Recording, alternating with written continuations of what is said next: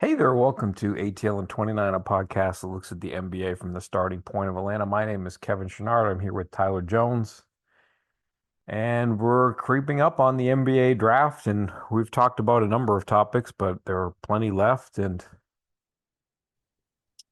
I guess as we get closer to the draft, I kind of want to start with the topic of this, which is like if you kind of break down two scenarios, what do you think is the most likely path for the Hawks? And what is the path that you would take if you were in charge of the Hawks? What do you mean by path? Like if the Hawks had a flow chart for what they're going to do leading up into, you know, when they're on the clock at number 8, like are they going to have a They're, certain like a draft board of players? Are they going to trade down? Are they going to trade up? Or like at this stage right now, I'm assuming they're just going to take. I mean, because it's the only thing we've heard publicly. I'm assuming they're just going to take best player available. Um, Primarily because I don't. I think uh Glenn brought this up early in one of our earlier pods. I don't think they want to bring multiple rookies in more than necessary. To me, I think they can, but Quinn won't play them. There won't be room for them to play, and they probably prefer to have young veterans instead at those slots instead of rookies. So I would suspect uh, they're just going to stay at 8 unless they get primarily because the deal they got from the Pelicans is not going to be there on the table. I don't think. And the draft next year, there's no like this draft, it was obvious there were like clear cut number one guys, and the upside was great. Next year is kind of it. You never know. Somebody might turn up and turn out to be a tier one prospect, but it's not likely at this stage right now. So, and combined with the new draft rules, it's probably the value of trading back for a future first probably isn't there. Now, if the team blows you away with an offer, maybe the Hawks take it. But to me, I think they're looking to draft who they feel is the best player, the most talented basketball player available with the eighth pick, and then they'll operate from there. I think that's most likely. Again, just because I really don't see a team overwhelming the Hawks with an offer that they would like to take, right? Like I don't see Hartenstein being available. And the Thunder can throw all the picks they want, but like the reality of the NBA right now is like teams value first round picks, but they also don't just because of the roster crunch and the amount of talent, around the NBA. Like there's just so many guys who even right now are good rotation players who are maybe stuck behind guys in certain situations. The Champagny brothers are a prime example of this, where they've both been pretty solid players, but it took the one of the brothers to find a home in San Antonio. Like it took them a couple stops to just get consistent playing time. Where it's like, hey, you've been so good. We didn't draft you, but who cares? We need you to help us win games. And now he's a starter for an NBA Finals team. So I think the Hawks are going to look at that route for young talent, uh, who might who might have flashed one way or another, but just haven't gotten consistent tick compared to draft picks because like the rookies, it really is a crapshoot. And while they do need more talent, like they already have a lot of young talent they're trying to develop right now on the roster. I guess maybe another way to word it is to say, okay, like again, as we've done all along, assume the top 4 guys are gone or whatnot. From there, if you make a a draft board for the Hawks or a big board or whatever, and you rank the players in order of who they like most, is there a certain number of names where, okay, I think it will be this player, this player, this player. If A, B, or C is not there, now all of a sudden their ears are open to trading down. Probably not because one, I don't know who they like and don't like. I don't have information on that. I just know who I like. I would do that maybe, but I mean, this is it's a old cliche, but it's an eye of beholder draft as well, particularly with these guards. Like they all have strengths and weaknesses, you know, and so you can pretty much talk yourself into any one of these guys. And so I just I think the Hawks are going to be relatively comfortable with whoever's going to be there at eight. Somebody they like is going to be there at eighth, and they're going to be comfortable taking him. I don't think they don't have they might have Wagler a tier above everybody else. Uh, Maybe Mikael Brown as well, just off pure talent, rather his production. But like I just to me, this is a pretty flat draft, and it is a pretty flat area of the draft. So you're gonna get a similar type talent, uh, at eight. And like I right, I'm just speaking of today. I just don't see the value in a trade down right now. You know, the packages that are available are just, hey, more first round picks in this year's draft where you don't have roster space.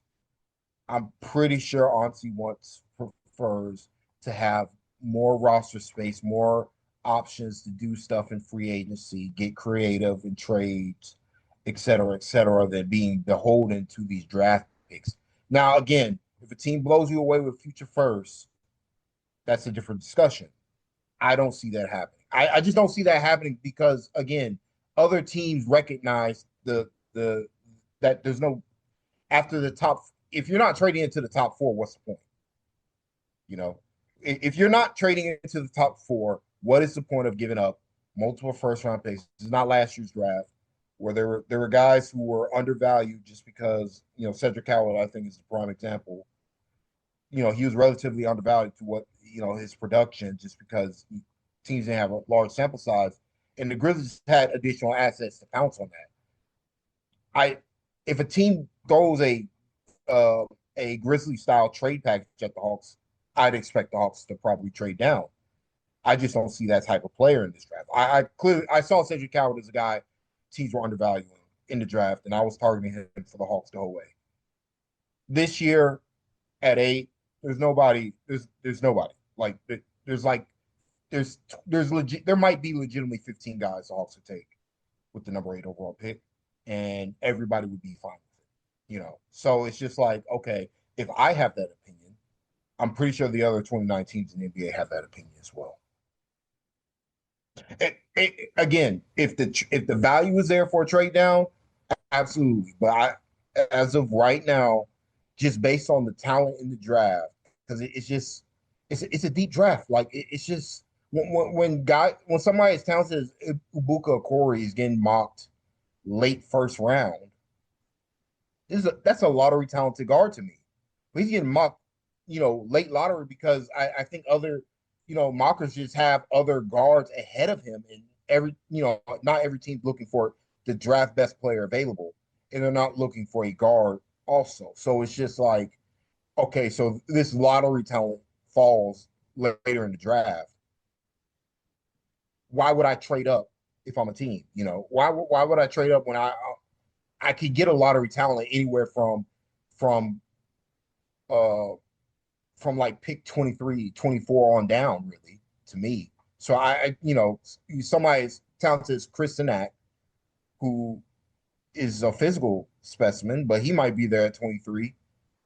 Other teams are having that same conversation. They're probably all thinking, yeah, we'll just take best player available. We don't, I with the league getting smarter and smarter, I do think teams are starting to recognize that the draft, if you're not getting somebody you know is going to be guaranteed good, it's just a crapshoot. You might as well just play the odds based on how you scout them as an individual relative to the other individuals you got in your draft class. And you also got to pair that with the guys in next year's draft. If I like next year's draft, I'd be more inclined to trade down. I just don't like today.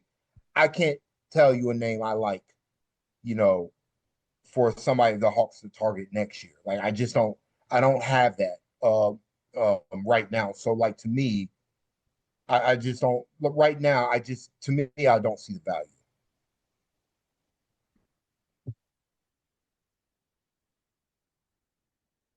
Trying to think of but maybe one more time. Okay, so if you were going to rank your personal preference for number eight, again, accepting the top four guys, what would be your preference for what you see there? Wagler Hmm. one. Um, I think I still have Flemings two. I might have Mikael Brown three now, just because of the physical talent that he has is is truly elite. He just like to me, I watch Mikael Brown. I'm like, this is a guy who doesn't know how to play real basketball. You know, it's there's no other way to put it. It's just like it's a lot of flash. It's not a lot of substance, but the talent, the physical talent is there.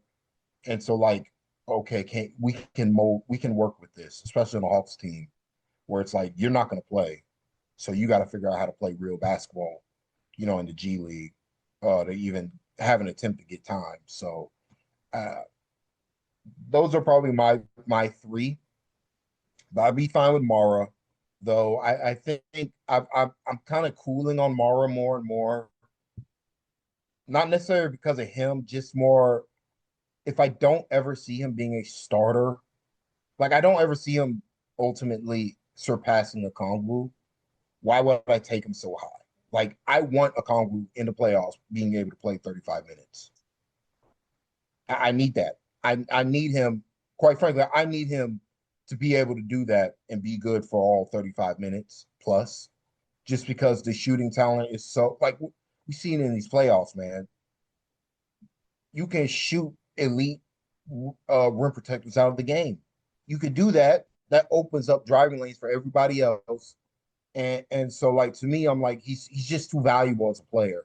And I think he's got another level to get to overall. Whereas Mara, like the offense is just so far behind, even though he was fine at Michigan, but a lot of it was Michigan was just bigger than every team, and they really leveraged that with his passing.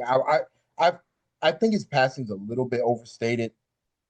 He made a lot of good reads, but he held the ball a lot, turned the ball over a little bit too much.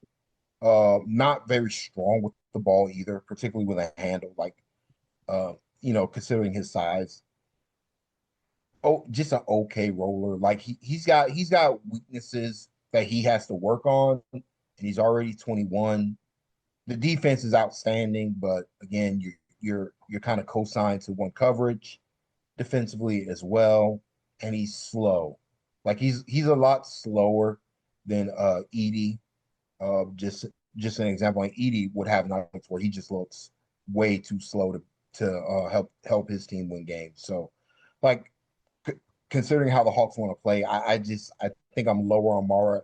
I wouldn't mind Yaxel Lindenberg. Talked about that on Locked On Hawks a lot as well. He's on the list. Brandon Burries is on the list. Heinz Steinbach is on the list as well. Though he's not a center. He's not. He's not a center, but he's a good basketball player. Like, Okay. similar to Ace and Newell in some ways, but he's way more physical as a downhill driver. Like he'll provide a lot of physicality on the offensive end that the Hawks are lacking right now. So like he's good. He's going to be good at the next level. Like he does too many good things well. He's just not a center. But if you're just drafting for talent, I could totally see him be one of the 10 best basketball players in this draft class. I think that's within his outcomes. Uh, and like that's more honestly to me, that's more likely than not he does that, even with his flaws. if has to play center, but like at power forward, I think he's actually going to be electric on both ends of the floor. Uh, Other guys, I wouldn't mind them taking a Corey at 8 either. I know he's getting mocked Oh, at the okay. 20s. I know he's getting mocked at the 20s, but there's probably an argument that he might be as good. Like there's nothing really separating him from these other guys other than pedigree. And the other guys have had more pedigree. Keaton Wagler has less pedigree than a lot of these guys, but he was just so overwhelmingly good for one of the best offenses at Illinois. So that's why he's kind of ahead. Like to me, he's ahead for a lot of different things. But no, like you can't like I can't see watch Mikael Brown and be like, who's Mikael Brown's clearly the better basketball player right now or going forward. Like there are scenarios where Corey turns into a superstar point guard in this league. So it's just and there's scenarios where he doesn't, where he's just a guy. You know, all these guys have similar strengths and weaknesses. Um, LeBaron Philon probably too high at 8 though. Very like he reminds me a lot of CJ McCollum, like Okay. really with how he operates. But the defense is really bad right now, and he's so. Uh, who else would I not basically who would I hate at 8 is probably a better question.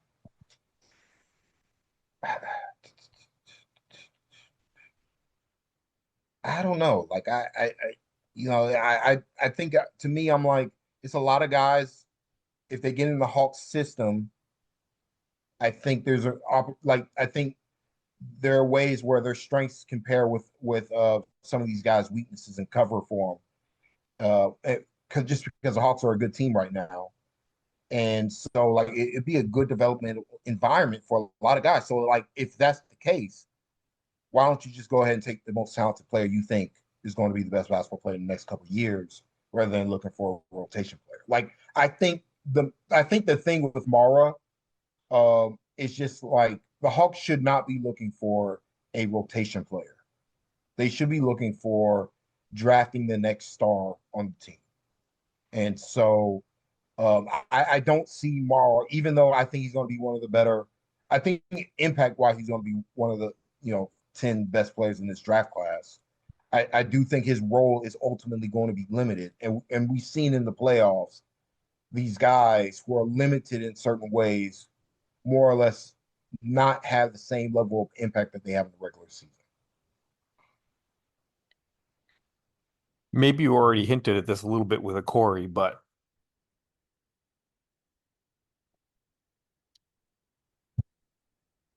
if if the Hawks sort of fall in love, I guess that's the best phrase I can put here, with somebody who they expect to not go in the top 10. Maybe they expect them to be 13 or 14, and they just I mean, maybe the difference is so small that you just take them at 8, but if they're sort of exploring all their alternatives and they feel comfortable that somebody's going to be there for them at 13 or 14, who are sort of some of the uh, you know, right at the end of the lottery, just out of the lottery types that, could be somebody that they just think is as good as anybody that they would get an 8 anyway, so they would want to trade back to get them. Probably Morris Johnson. Um, he's another hybrid guy. He's very, I think we talked about him. He's very similar to Isaiah Stewart, though he's not the rim protector that Stewart was, and that shows up pretty clearly. But he has a lot of good tools, and he was really good for a good Michigan team. But again, I do think his offense was juiced by the fact that they were just so much bigger than every team they played. I don't think on an NBA floor you're going to get away with that level of spacing that the Right. Michigan Wolverines did ultimately. So he's going to have to play more center than power forward, and as a center, all right, is the finishing going to be there as it was? Is the shooting, that he flashed, is that going to be there? But I think at the end of the day, you're getting a big physical guy. That'd be okay considering his age, though I don't think he's better. Like I don't think he's ultimately going to be better than Zuby, uh Zuby from I think he played for St. John's, who's Okay. a small center, Hmm. way, but he's really good with the ball in his hands. How old? He's older, right? Yeah, he's older, but that doesn't matter. Like he's going Okay. to be good just because of his skill level with the ball in his hands and his foot speed with his strength. Like he's a combo size, but like he's going to be good. But 15 might be a little too rich for him if the Hawks are deciding to trade down. Again, I would prefer they not do that. Okay.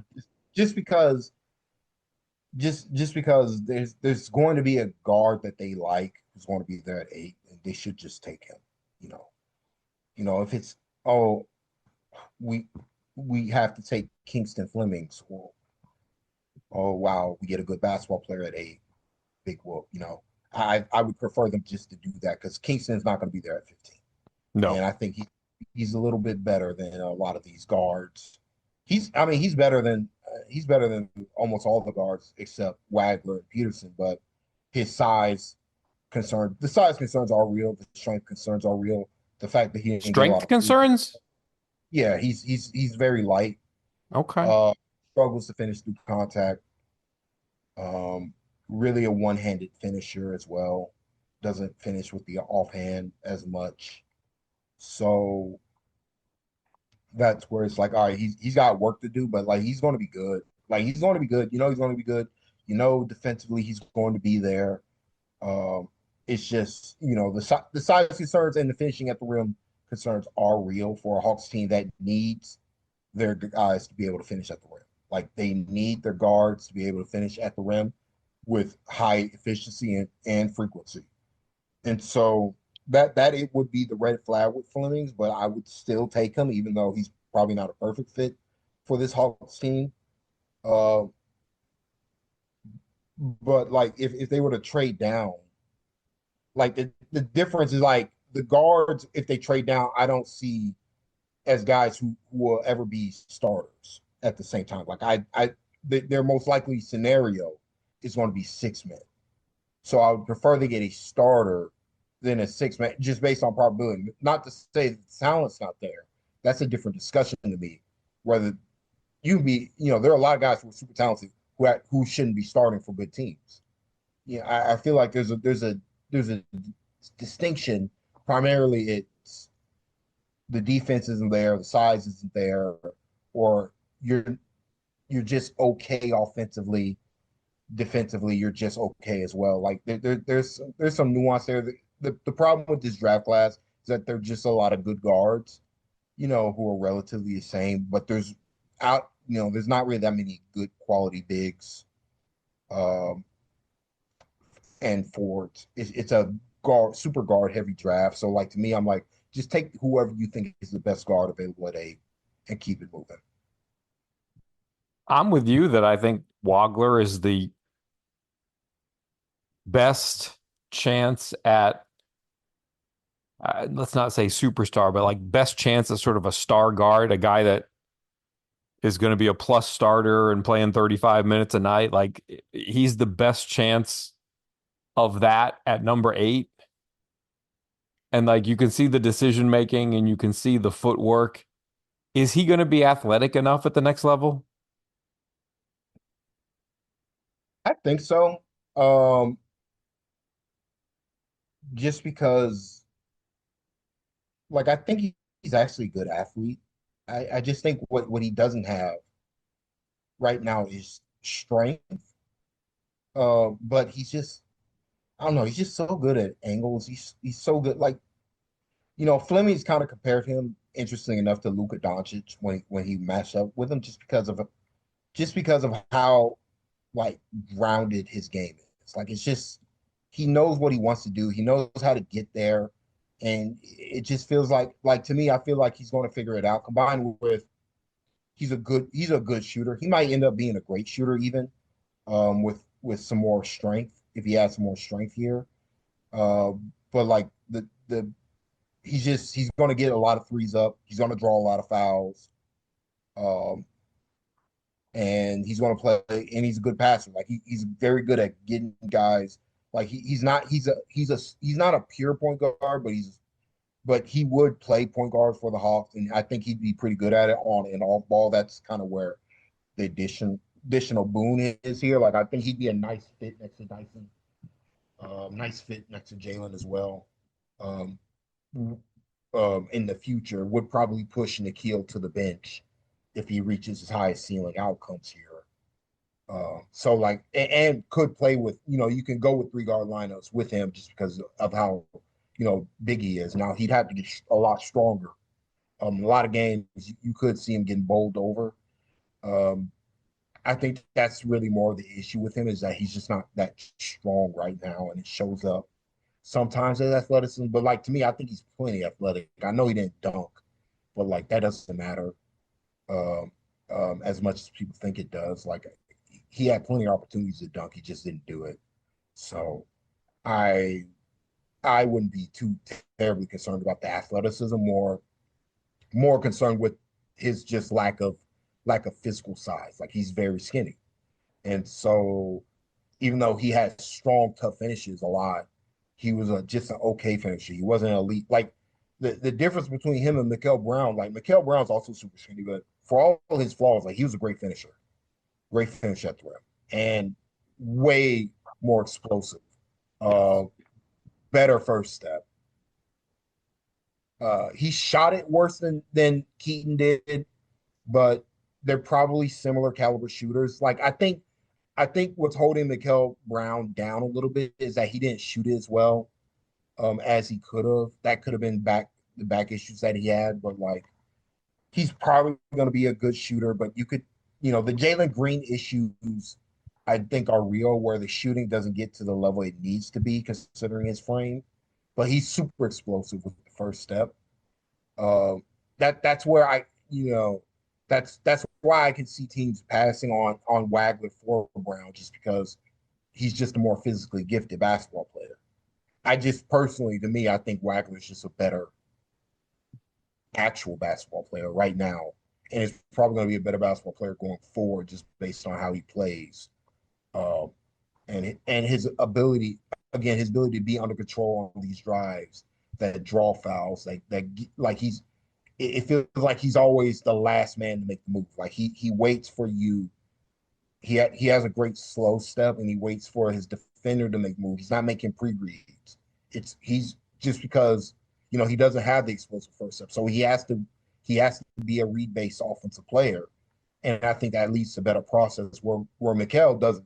Like Mikal can just go by guys, but that does lead him to sloppy turnovers and sloppy possessions on offense. So that's kind of the separator between the two. But I wouldn't be terribly concerned about Flagler's lack of athleticism, quote unquote. Um, I think it's more strength related than anything else. The question is, can he get stronger? Can he get bigger? I think he can. I don't think he's. I look at it. I look at him as a kid who I don't think has been in a real, physical developmental process. Because again, he was an unknown, unheralded guy. I think it was either a 3 or a 4 star. He was not supposed to be a one and done. Like he was not supposed to be a one and done at all. And he might be one of the five. He might go fifth in this draft. Like I just think and so like I don't think he's had the development that other guys in this draft class have had. And so like I think that process starts now is going to continue on the next couple of years. I think he's just naturally going to get stronger, and then you're going to see more craft, more skill really show up, and him be able to get more skills and blocks and rebounds in particular. Though, even though he didn't do that, he was a better defender than people recognize just because of smarter. He's a super smart basketball player. So kind of Kevin Hertery on defense, if that makes sense, where he's just in the right position. Um, and I think that'll carry him for a couple years until he gets stronger which I think he can because I think he has a good base to it.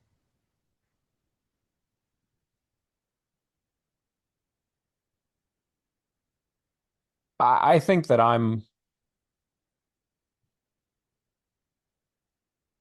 leaning. If I had to guess at what the Hawks did, I would say that the likelihood of them trading down is maybe a little bit higher than the way you stated it. But I sort of I mean, feel I'm also basing this on the report that came out. I think Jake Fisher talked about it today, uh, where he's like the Hawks aren't doing anything at 8.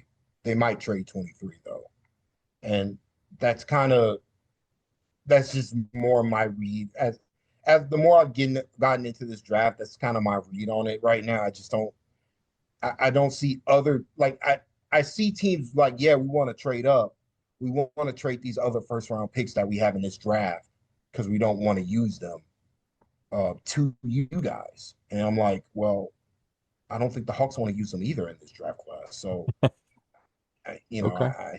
I just think I don't again I don't see the value of the trade down right now. Not saying it won't happen. If it happens, they'll just trade down and be happy based on who's there, who's not at 8. I'm today. I'm just not seeing it based on what all the reports that I'm seeing from other teams. It's like the teams that are looking to trade up, the Chicago Bulls, the OKC Thunder. Why are they trying to trade up? They're trying to trade up to draft the same basketball player the Hawks are trying to draft, which is probably Keaton Wagner. So if he's there at 8, they're not trading him. Right. That's where it is. And if he isn't there at 8, they're not going to trade up to get him. So unless Wagler's there at 8 and the Hawks want to trade out of that, or maybe Mikael Brown. Mikael Brown might be just off physical gifts alone. Maybe he's the other guy. Other than those two guys, I think the other teams are kind of like, you know, we'd like to trade up to say we did something, but we're not going to force the issue. We'll trade you other stuff that you don't want that'll clog up your roster situation going forward, just to say you made a deal. So that's where I'm at right now. But I mean, again, I'm not saying they won't do it. It's just, to me, I think this is a draft where you should swing for the fences. Go for these guards, especially the first 4 guards, which is what Wagler, Fleming, Brown, and I guess you could put Burries in that conversation as well, and A and A cup, Cup, yeah. who we haven't talked about. I've gone back and forth with him. His defense is just so bad. I don't know what to do with it. It's bad at a level where I'm like I'm not sure. Like I feel like it can get better just because of the It's just physical going to be challenges. hard for it to get better in the context of the Hawks. Like Yeah, he's going to have to play in the G League. Like it's not something that you could play at the NBA level right away and expect to be competitive, right? yeah. Combined with